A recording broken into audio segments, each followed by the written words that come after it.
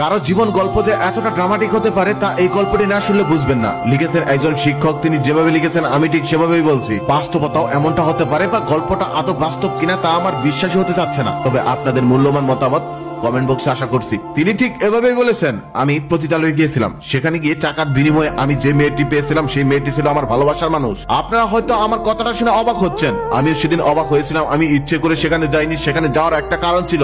আমার ভাগ্য সেদিন আমাকে ওখানে টেনে নিয়ে গিয়েছিল। আমি একটা কুষ্টিয়ার সরকারি কলেজের শিক্ষক। তাহলে শুনুন আমার পতিতালয়ে যাওয়ার সেই কাহিনী। আমার নাম জোনায়েদ, বাসা কুষ্টিয়া। আমি যখন খুব ছোট্ট ছিলাম তখন আমার মা মারা যায়। মা মারা যাওয়ার পর আমার বাবা আরো একটি মেয়েকে বিয়ে করে আনে। আমার সেই নতুন মা ছিল অত্যন্ত সুন্দরী। যখন আমরা দুই ভাই বোন ছোট ছিলাম তখন আমাদের ভালোই আদর যত্ন করে মানুষ করতো।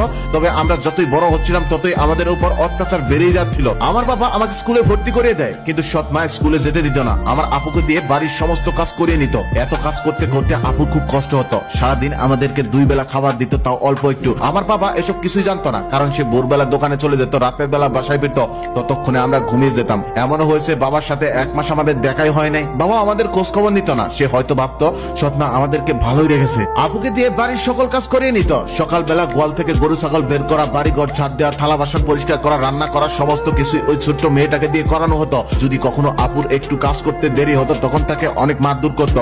তখন সে কান্না করতো। আর মায়ের সময় আমি যদি কখনো কাছে যেতাম তাহলে আমাকেও মারতো। তাই আমি ভয়ে কখনোই তার কাছে যেতাম না। একটা গেরস্ত বাড়ির যত কাজ তার সমস্ত কাজ আপুকে দিয়ে করানো হতো। আমাকে দিয়ে গরু ছাগলের ঘাস কাটানো হতো ও গরু ছাগল নিয়ে মারে পাঠিয়ে দেওয়া হতো। আর আমরা যদি কখনো কাজ না করতে চাইতাম তাহলে আমাদেরকে প্রচুর মারধর করতো। এমনকি ঠিক মতো ভাতও খেতে দিত না আমাদের। আপুই মাছ মাংস রান্না করতো, কিন্তু আমাদের কপালে জুটতো ডাল ভাত, তাও আবার অল্প, যেগুলো খেয়ে 3 গ্লাস পানি খাওয়া লাগতো। আবার সৎ মায়ের পরিবার থেকে মাঝে মাঝে আত্মীয় আসতো, মিষ্টি ফলমূল অনেক কিছু নিয়ে আসতো, তবে আমাদের কখনোই দিত না। ছোট ছিলাম তো তাই লোভ হতো। একদিন আমি আর আপু 2টি মিষ্টি চুরি করে খেয়েছিলাম, তবে শান্তি পাইনি। সেই মিষ্টি খাওয়ার পর মা জেনে যায় আর প্রচুর মারধর করে আমাদের। বিশ্বাস করেন তারপর থেকে আমি আর জীবনে কখনো মিষ্টি ছুঁয়ে দেখিনি। সৎ মা আমাদের সাথে বাবার সামনে একটু ভালো আচরণ করলেও বাবার অগোচরে চলতো এরকম কঠিন অত্যাচার। আমি কখনোই নিয়মিত স্কুলে যেতে পারতাম না। মাঝে মাঝে স্কুলে যেতাম আর রাতে লেখাপড়া করতাম আর দিনে করতাম সমস্ত কাজ। এভাবে চলে গেল কিছু বছর। আমি তখন ক্লাস 9-এ পড়ি, এত বড় হয়েছি, তবে কখনোই আমাদেরকে নতুন পোশাক কিনে দেওয়া হতো না। বাবা যদি কখনো মাঝে মাঝে কিনে দিত